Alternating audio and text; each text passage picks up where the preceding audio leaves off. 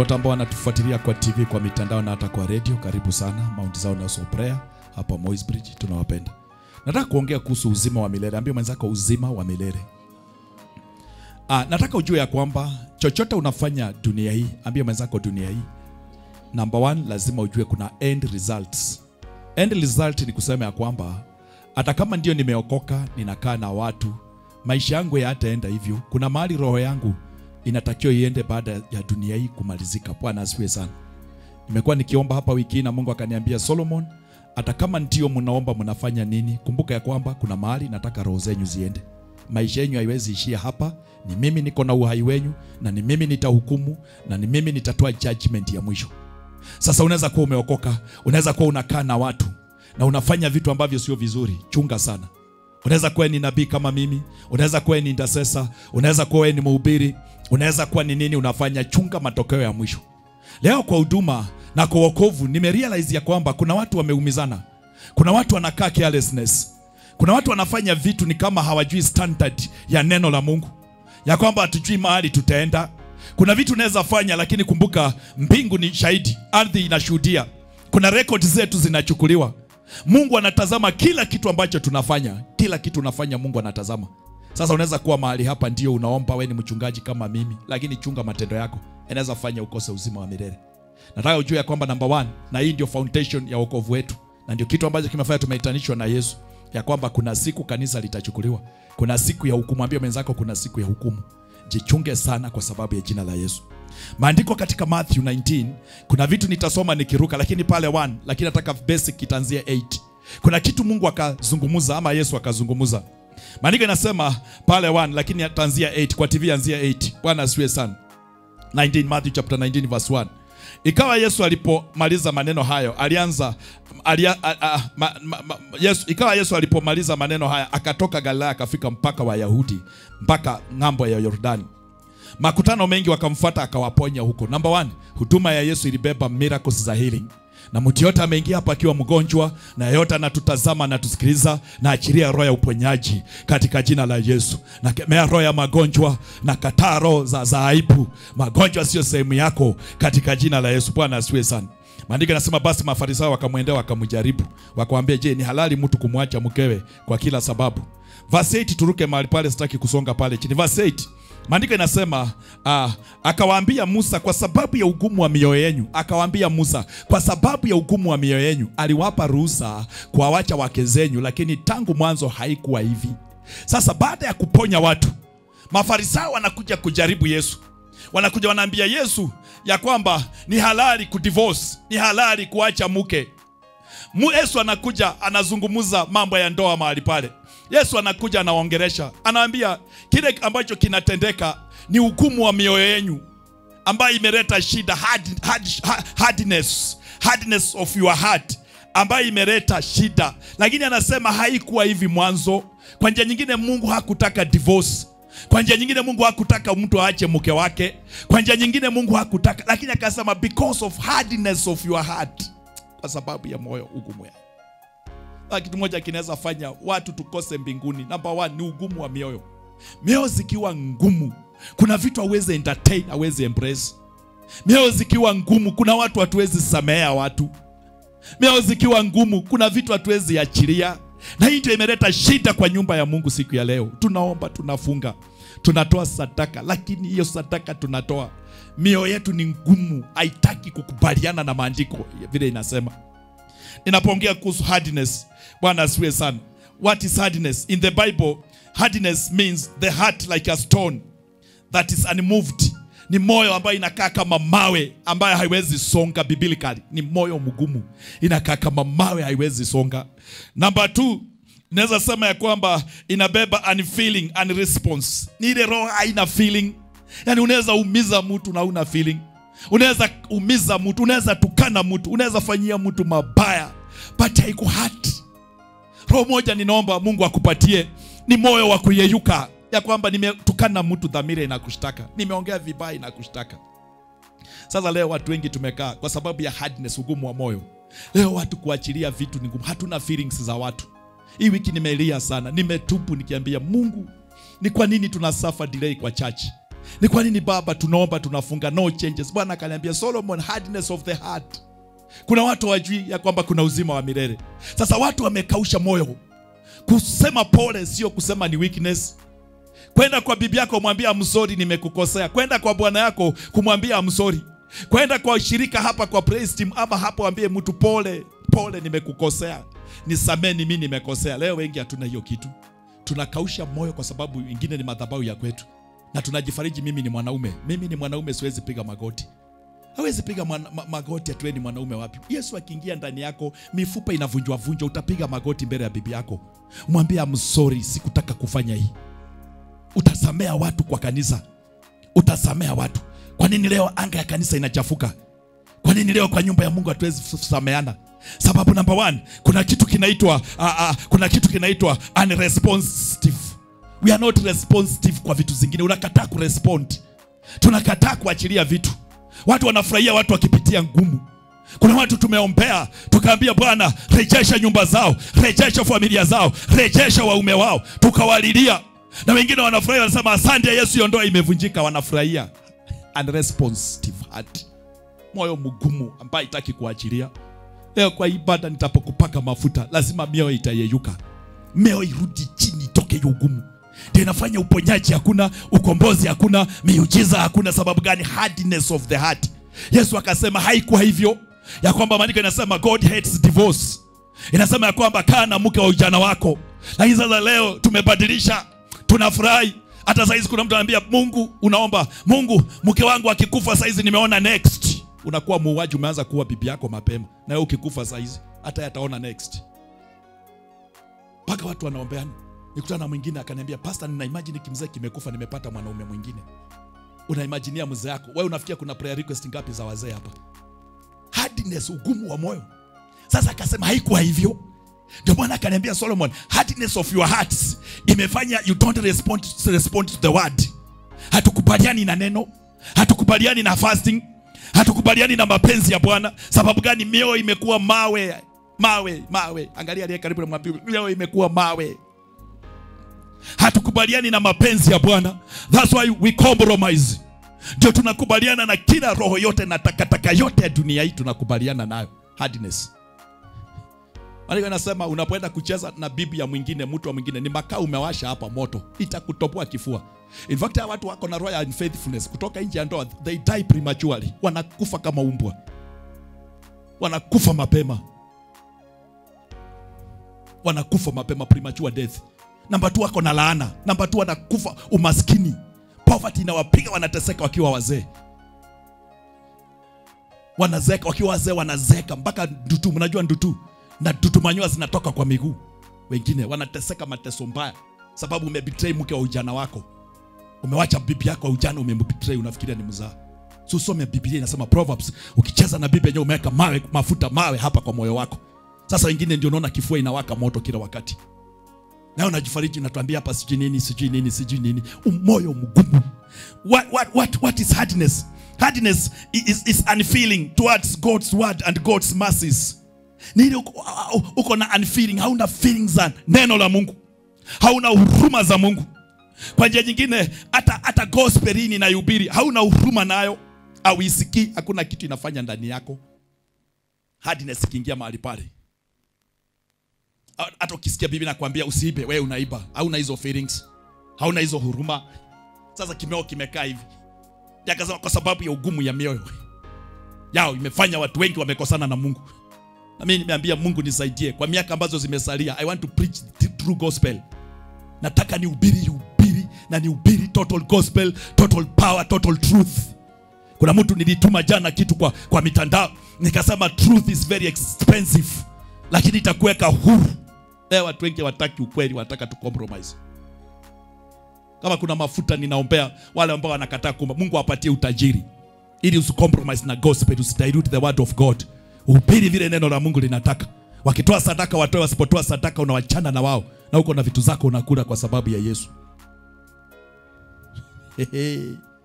Sasa lazima uangalie hiyo kitu akaongea.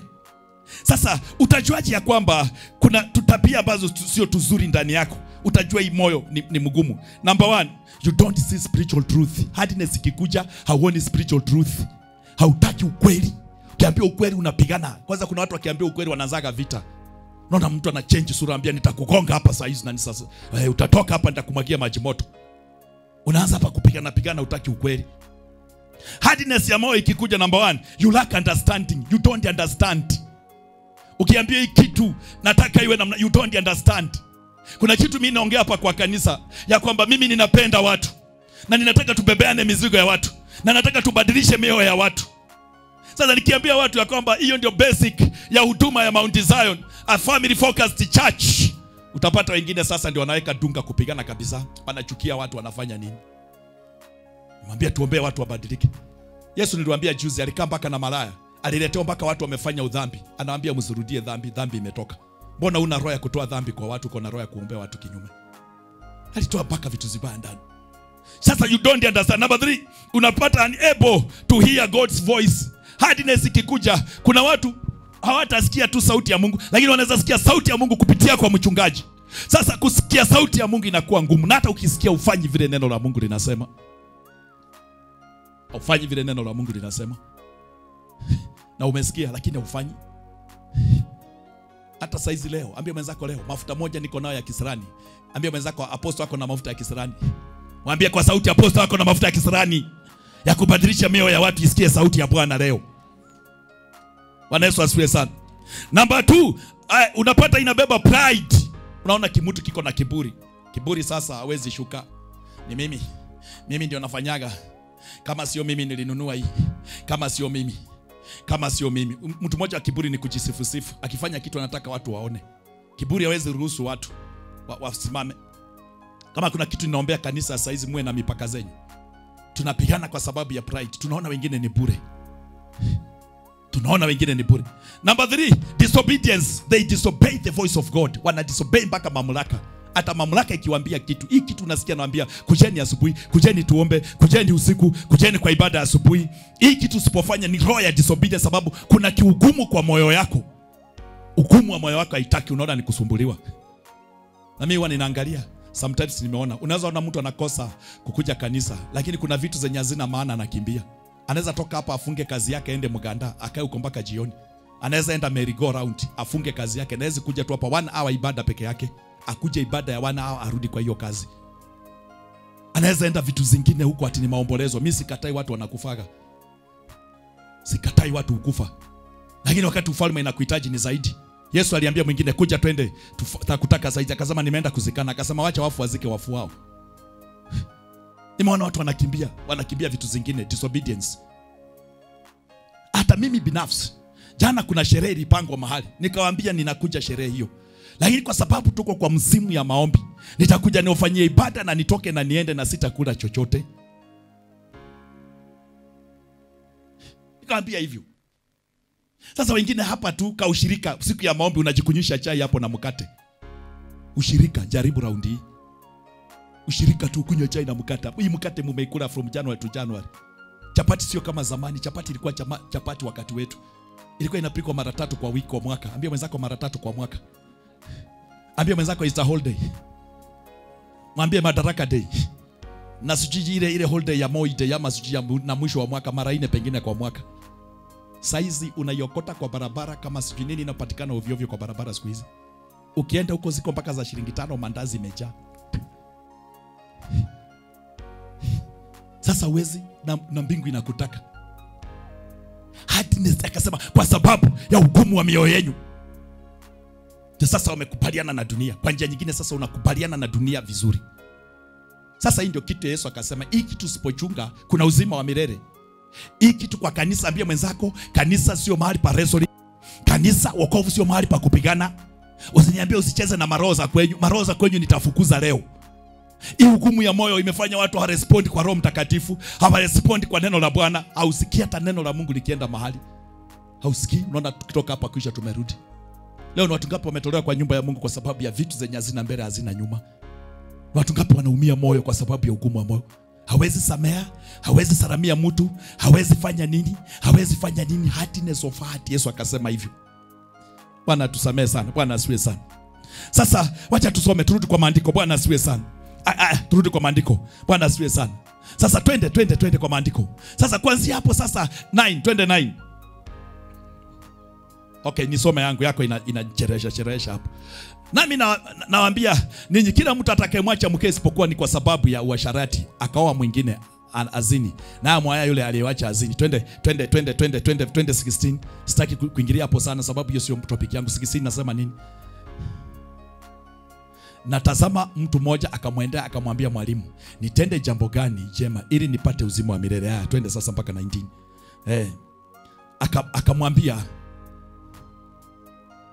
Akamwambia, kwani kuniuza habari ya wema?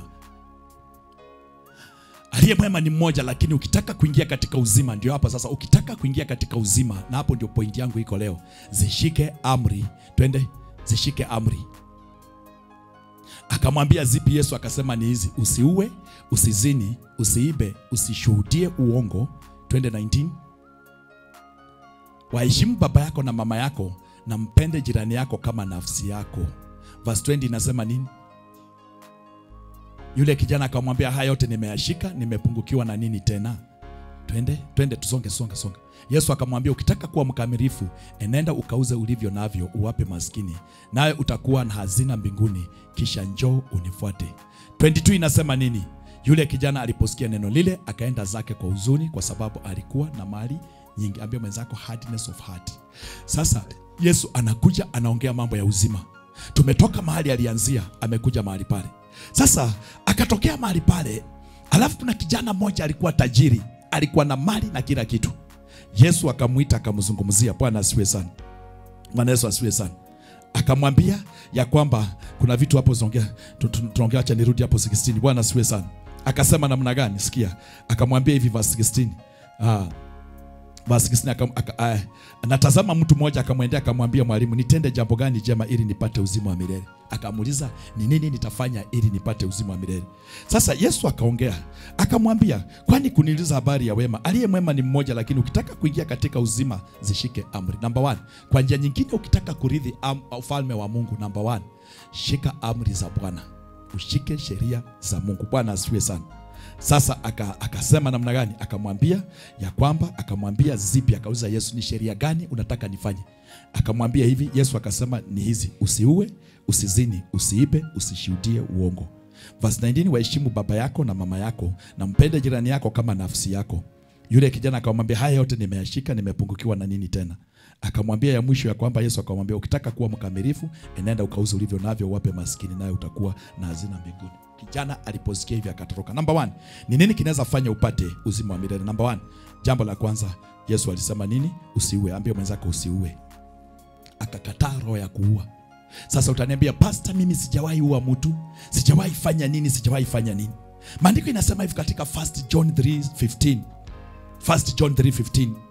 Ya kwamba whosoever hates his brother is a murderer, and you know that no murderer has eternal life. Akasema abiding in him, ya kwamba kila amchukiaye ndugu yake ni muuaji, nanyi mnajua ya kuwa kila muuaji hana uzima wa milele ukikaa ndani yake. Bwana asifiwe sana. Sasa number 1, hii roho ya uuaji, tumeua watu wengi kwa sababu ya chuki. Anytime you hate your brother, you hate your sister. Nifungulie hiyo kitabu. Anytime you hate your brother, you hate your sister, you are a murderer. Angalia ile karibu nawe, mwambie umeua wangapi kwa kuwachukia. Akasema ya kwamba 3:15, 1 John 3:15. Akasema kila amchukiaye ndugu yake ni muuaji, nanyi mnajua ya kuwa kila muuaji hana uzima wa milele ukikaa ndani yake. Roho ya chuki, tumeua wengi kwa chuki. Tumechukia watu kwa nyumba ya Bwana, tumechukia watu kwa vijiji, tumechukia watu kwa soko, tumechukia watu kila mahali. Anytime you hate your brother, you are a murderer. Wewe ni muuaji. Na maandiko yanasema, unajua wauaji wote hawatarithi ufalme wa Mungu. Sasa mimi ikiwa mgumu, kuachilia watu ni ngumu. Hawezi samea, unapeana ma conditions. Siwezi msamea, amekataa. Wale walikuwa kwa workers service niwaambia, peana time ya watu for growth. Wengine watachukua muda mrefu changes. Sasa tumeua watu. Yesu akasema sisi ni wauaji. Mimi kuwa mhubiri na nikose kupenda watu ni makosa. Wewe kuokoka na ukose kupenda watu ni makosa. Tutapenda watu unconditional. Wawe wanatoa hawatoi. Wawe wanakupenda hawakupendi, wanakutukana hawakutukani, utawapenda sababu ni foundation ya Biblia. Kaza kusema nimechukia, uko na shida wewe, uko na shida, wewe ni muuaji. Sasa leo nyumba ya Bwana imejaa wauaji, familia zimejaa wauaji, wazee wetu ni wauaji, wake wetu ni wauaji, watoto wetu tumeingiza roho ya uuaji ndani yao. Sasa akasema usiwe. Number 2, akasema usizini. Akakataa mambo ya uzinifu.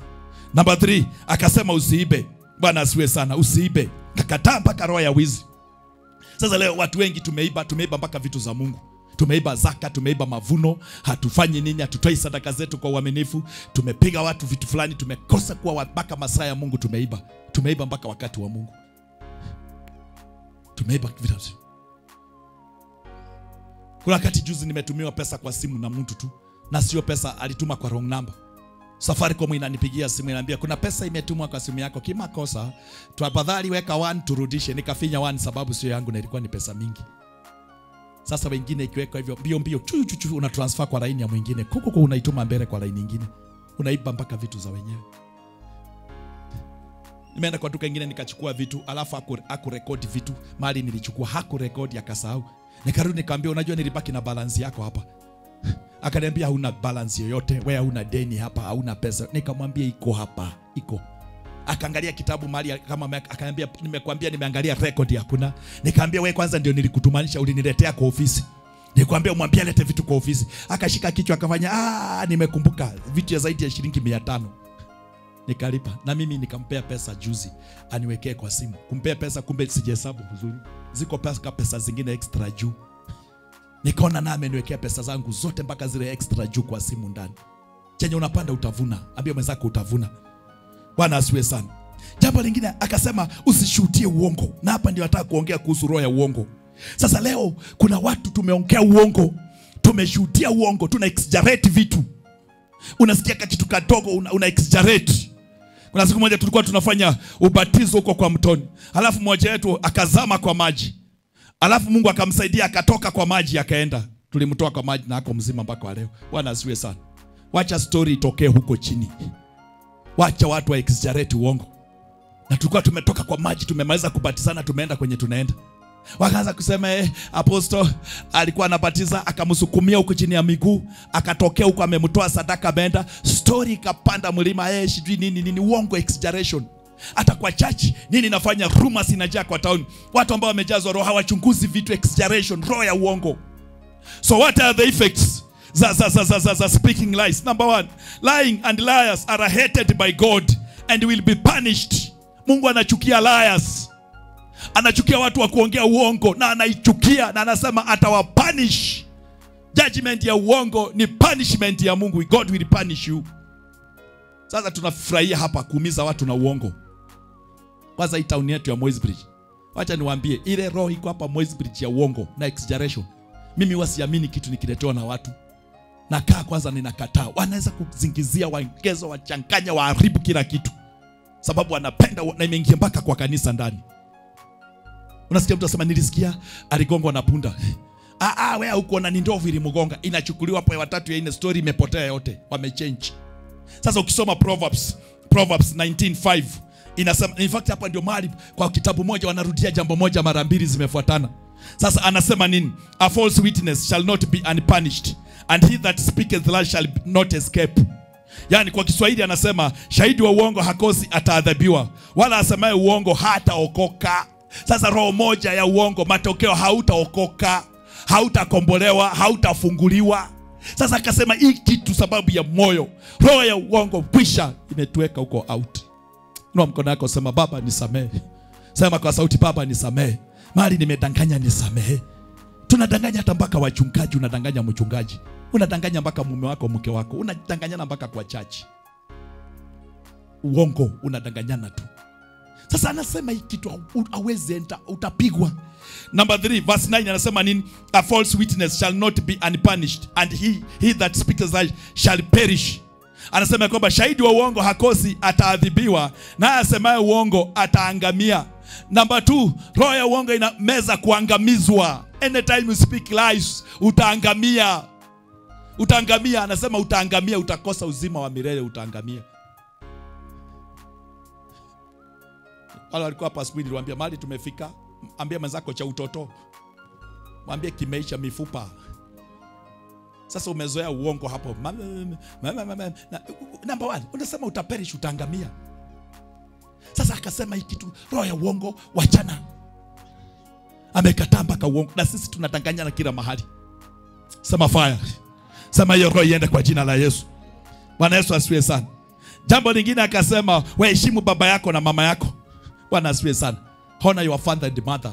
Na hapa sasa hata wengine uliza mwingize kwa mara ya mwisho ulitembelea baba yako, ulitembelea mama yako lini? Mara ya mwisho juzi tumekuwa mkutano sehemu huko maridadi. Mama yangu akanipigia simu. Kaambia Solomon, mali nimefika, nimepungukiwa. Sina ABCDFGH na nilikuwa mbali. Ilibidi nimsoti sasa. Kaambia mama, niko mkutano sikuji saizi, ama utavumilia nikuje kesho tunamalizia. Akaambia hapana, siko vizuri. Ikabidi nimtumie chenye nilikuwa nacho kwa simu, nikamtumia yote. Kamtumia yote. Leo wengine tunagombana na wazazi wetu. Unaongelesha baba yako mama yako kama rika yako. Hata kama baba yako hajasoma, hata kama ajenda mali, baba yako ni baba yako, usicheze na yeye. Mama yako ni mama yako, hata kama ana macho ni mama yako, usicheze na yeye. Heshimu hawa watu, wanabeba uzima. Roho moja kutoheshimu wazazi ni premature death. Sasa shida nyinyi wengine wetu na wale vijana mko hapa mjoleka, ikifika kuoleka kisirani inakuja, unatukana mama yako juu ya kuolewa. Mama usiniletee nimepata huyu. Unaanza kutukana, unatukana mpaka baba yako. Nisikia mwingine akiambia baba yake, kwani ni bibi yako ama ni yangu? Anaambia baba yake, ni bibi yako ama ni yangu? Na baba yake anampea ushauri. Akamwambia bibi ni wetu, ukioa ni wetu. Hata mimi wakati nilipenda kuoa nikaenda kwa wazazi. Kaambia baba, nimekuja mahali hapa, nataka kuoa. Mara kwanza aliniambia usifanye hivi, usifanye hivi, usifanye hivi, usifanye hivi. Alinikataza, akaniambia usifanye hivi. Alafu akaniambia na huyo msichana utoa ujue ni wetu, sio wako, ni wetu. Nikamuuliza, anamekuja kwetu sasa ni wetu. Ambia mwenzako bibi ni kwa kina bwana ni wenu. Na wewe kijana kwa kina msichana wewe ni uko Rustborn. Sasa shida leo, wengine wako na upendeleo. Uko na kwa kina bwana yako na uko kwa kina bibi yako. Umependelea kwenu ukaacha kwa kina bibi yako. Na kila siku bibi analia. Mama mko anapigaga simu. Anakuongeleshaga nini anako? Kama ndiye alikuzalia kimsichana uko. Wewe balance. Ambia mwenzako balance. Kipeleka kanusu huku, ukipata na shughulika huku. Sasa tumeachilia tuheshimu. Kwa siku moja tulikuwa na mambo ya familia, tunaenda Molo na nilikuwa hapa kwa church. Mama yangu akaniambia nakutaka uende Molo. Nikamwambia mama, mimi niko kwa kanisa. Akaniambia sikia hapa. Nikamwambia mama, acha nikutafutie fare uende. Akaniambia sio fare nataka, ni wewe ninataka. Ilibidi nimalize ibada kama saizi, nikapanda gari mpaka Molo. Nikampata huko, akacheka, akaniambia nitaka nikuone hapa. Kafanya tulifanya, mama akafurahi. Sasa wewe hata wengine mara ya mwisho usijumulia. Mmesikia msichana anasema hapa miaka 4 ajaenda kwao, na hapa Eldoret, anaishi Eldoret. Ajaenda kwao baada ya maombi ndio amerudi kwao. Hata mama yake amenipigia simu asubuhi, akaniambia mtoto wangu amekuja, ninashukuru. After 4 years. Nikiwa Eldoret kiongea ananiambia mweke kwa gari mulete nyumbani. Lakini ni miroho, tuambie mwenzako miroho. Sema iungue kwa jina la Yesu. Bwana asifiwe sana. Na jambo la mwisho, ambie mwenzako jambo la mwisho. Bwana Yesu asifiwe sana. Mwambie jambo la mwisho. Mwambie tena jambo la mwisho. Mwambie tena jambo la mwisho. Akasema nini? Akasema mpende jirani yako kama nafsi yako. Namba 2, akakuja akamalizia kwa kupenda jirani. Ambie mwenzako penda jirani. Akaongea mambo ya penda jirani. Bwana Yesu asifiwe sana. Bwana Yesu asifiwe sana. Sasa Yesu aliulizwa swali, jirani ni nani? Akasema jirani ni mtu ambaye ako karibu na wewe. So who is your neighbor? Huyo ameketi hapo ni jirani yako. Huyo kwa soko ni jirani yako. Huyo mwenye yako huko kwa ploti ni jirani yako. Hapa tunakaa na neighbors, wapende majirani yako. Na kuna majirani ambao hawapendeki. Ukiwaangalia hawapendeki. Sasa hii ndio vitu akaongea. Yesu akaulizwa, akatoa mfano ya Msamaria mwema. Akasema kulikuwa na mtu alikuwa anasafiri. Alipokuwa anaenda akajambamiwa na majambazi kwa barabara, wakampiga akamweka chini. Mtu wa kwanza alipokuja akamwangalia akamupita. Wa pili alikuwa mchungaji akamupita. Watatu sijui alikuwa nani akamupita. Alafu waina akatokea, akamupata akamchukua, akampeleka hospitali. Alipompeleka hospitali akalipa bili, akamweka kwa hoteli. Yesu akauliza ni nani hapa ndio jirani? Akasema aliyemchukua na akamhudumia. Sasa wewe wakati unapenda jirani yako kuna vitu utafanya. Kuna pesa utapeana, kuna vitu tutahudumia. Na hii ndio kitu imefanya hata leo church tunakaa kijeshi. Hatutembeleani, hatuna mzigo ya watu wamekaa nyumbani, hawezi wafuata, hawezi enda wachunguza, hawezi jua nini wanapitia. Wengine wamefungiwa nyumba, una mzigo na wao. Wengine ni wagonjwa, hawezi enda kuona kwa hospitali. Wengine wako na vita, hawezi wafariji. Ni umekaa tu hapo ni kuongea vibaya. Wengine kwa plot ni kupigana. Mimi mali ninaishi hapo, tuko na majirani hapo. Lakini upita hapo majirani wanatujua kwetu. Wanakujaga vitu kwetu. Wanakuja ndio hii sijui nini. Wanafanya nini. Wengine hata mama anawasaidia mpaka chakula. Wanakuja hapo, anakuja nisaidie unga nifanye. Anaenda na mpaka ameweka kwa kupeana huko. Sababu hiyo ndio ujirani. Sasa hata hapa kwa church tumekaa, hauna ujirani na ndugu yako, dada yako. Sasa Yesu akasema wapende jirani yako. Penda jirani yako. Lakini sasa kauja akasema kwa sababu ya ugumu wa moyo. Sasa kuna uzima tunaenda. Ule mtu alipoambiwa sasa ukiwa na majirani uza mali upe maskini vitu. Sometimes mnaona ninaitisha hapa pesa ya kusaidia maskini. Sasa hizi kuna mtu alituletea hapa nguo 80 mtu moja ya kupeana kwa mass ministry. Na hiyo wakati mwingine aleta zaidi ya nguo 50. Natangaza Mungu akupiganie wewe uliotoa hata kwa ibada leo. Mungu akupiganie, Mungu akutetee na vita zitoke. Sasa hizi kuna mshirika wetu mmoja ako na maharagwe, ameniambia pastor niko na maharagwe. Nimwambia hata siwezi itisha watu pesa kwa kanisa hiyo mass ministry. Nitachukua mchere huko nitengeneze hapa. Tuite hapa maskini wote na tutaita maskini.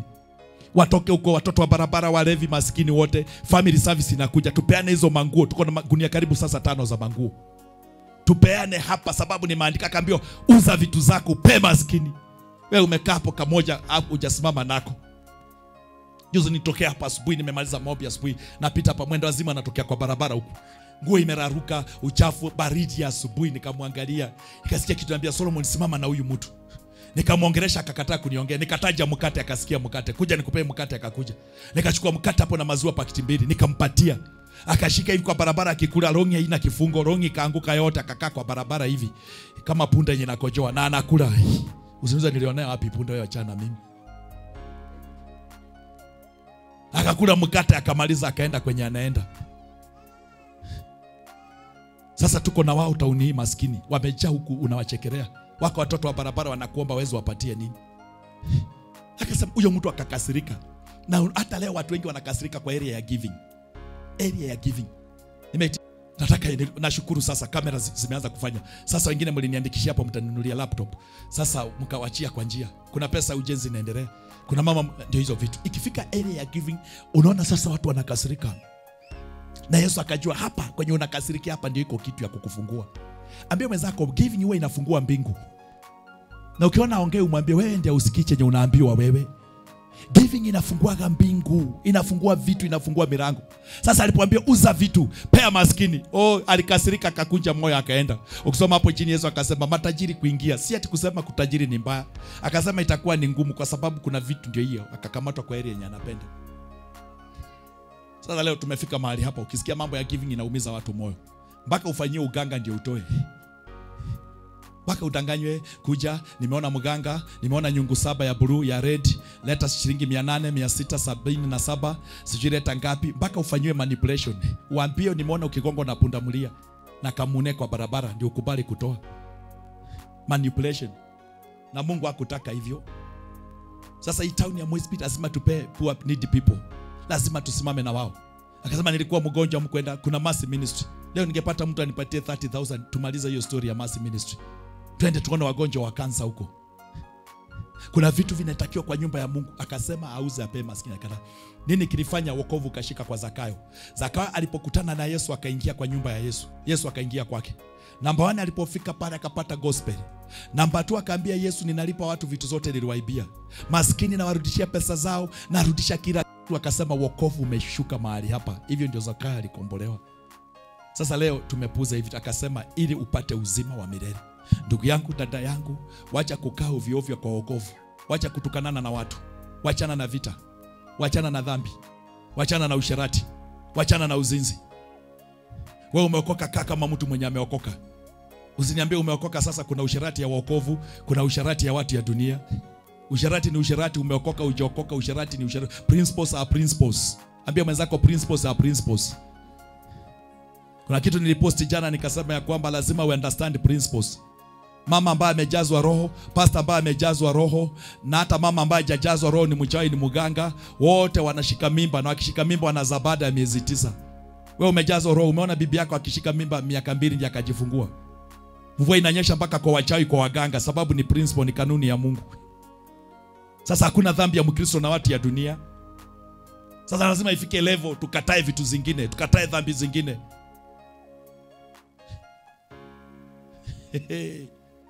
Lazima tufike level kuna vitu tutakataa. Ujue ya kwamba kuna uzima wa milele. Sasa maisha yetu haiwezi ishia hapa. Sasa mahali kanisa tumefika, nataka tutoke kwa dhambi, nataka tukatae kupigana na watu, kaa na watu mzuri. Nataka tuwe na upendo. Nataka tuachilie watu, tusamee watu.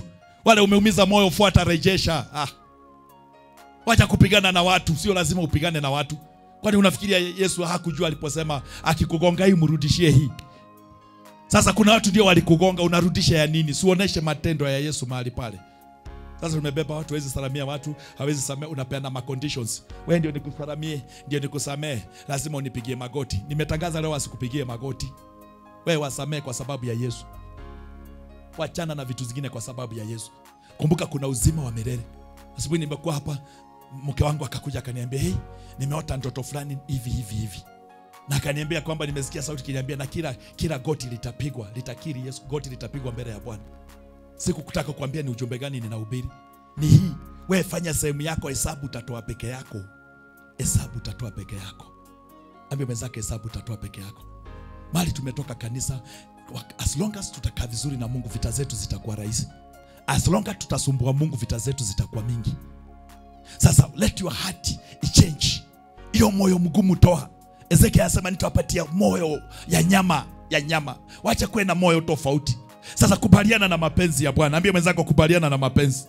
Ni nini huwa inafanya? What are the causes of hardened heart? Number 1, kile kinafanya moyo unakuwa mzito. Number 1 ni dunia, worldliness. Hatutaki kutoka kwa dunia ndani, tunakatalia. Unataka ukae kwa dunia, wokovu ya dunia.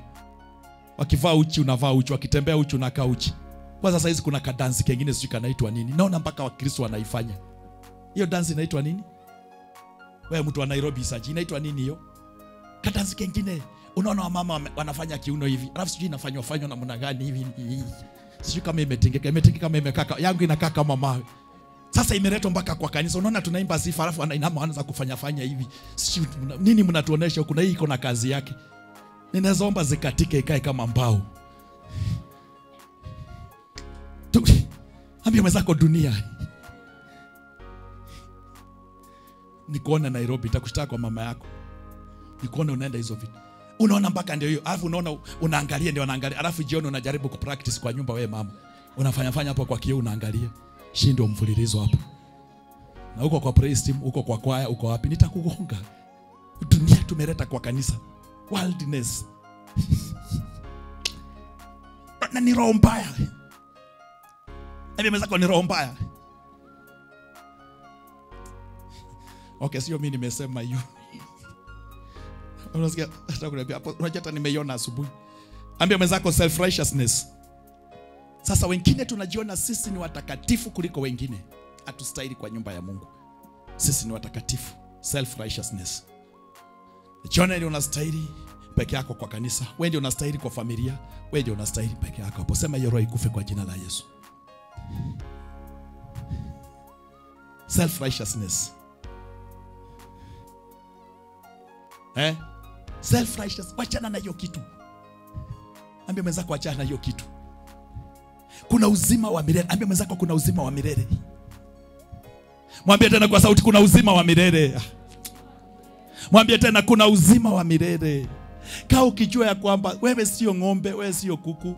Kuku haina spirit, ng'ombe haina spirit. Ndio unaona kondoo ikichinjwa inakufa tu, imesaulika hata tukumbukagi.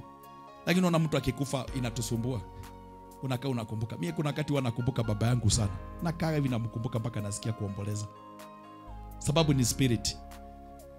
Nasikia huzuni mbaya, nasikia hiyo. Sasa kuna mahali roho yako itaenda. Sasa chunga end result ya wokovu yako. Aidha utaenda kwa shetani ama uende kwa Mungu. But tamaa yangu ni tuende kwa Mungu. Tumuone Mungu. Wacha kukaa maisha unafiki, achilia watu. Ambia mwenzako achilia watu katika jina la Yesu Kristo. Sema amen. Simama kwa miguu yako. Mwambie Bwana nisaidie. Nisaidie Yesu. Nisaidie baba yangu. Nisaidie kwa jina la Yesu my Father. Nisaidie Yesu my Father. Nimeongea maneno mazito makubwa ya Bwana. Kasema kwa sababu ya ugumu wa mioyo yetu imetu